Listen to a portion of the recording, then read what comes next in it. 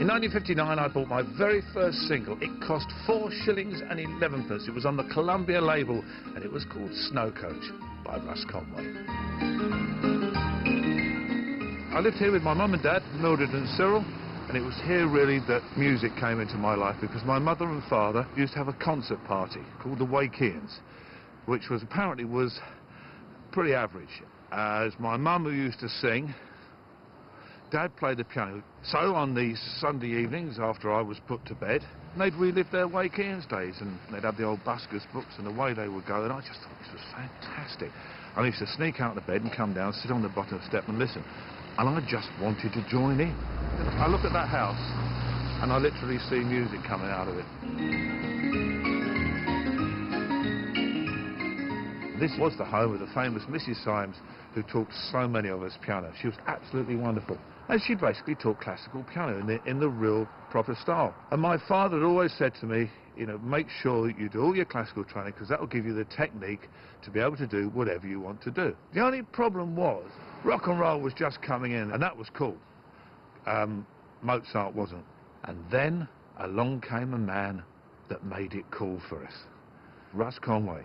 He played piano that was funky for the time, and that's what we all wanted to do. And my father and mother bought me a Dansette Major, so I could buy a record. I only had one, but it had to be Russ Conway. The other piano players who were around at the time were like Winifred Atwell. No. A bit later on came Mrs. Mills, and then there was Joe Piano Henderson. So when Russ came along, he looked like Billy Fury. He was like really cool with the grin and the smile with a little glint, and would turn around while he was playing. And I thought this was wonderful.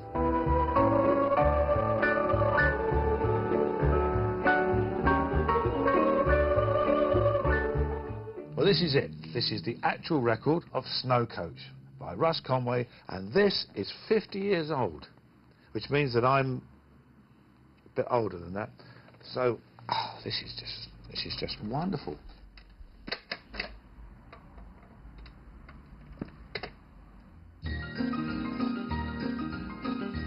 I was very loyal to Russ, as a lot of young kids who played the piano were. Russ to us is what Bert Whedon was to guitarists. Without, so many people would never have started or never have done what they did.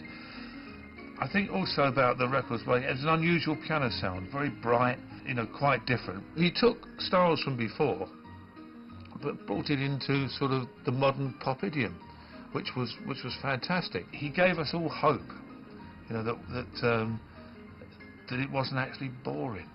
I suppose one of the tragedies is that Russ had a very short-lived career, shall we say, at the top. He came at the same time as skiffle came with people like Lonnie Donegan, and then of course the beat bands came in the early 60s. And so as fast as he'd become cool, he'd become very uncool again, because it was the end of the solo performer. Everybody wanted to be in a band.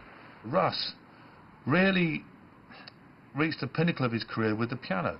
We didn't want to stay there. We wanted to experiment, and I went on to experiment with keyboards and played all sorts of different bands, from folk bands to like Straws to prog bands like Yes. And in fact, the piano almost got kicked into touch.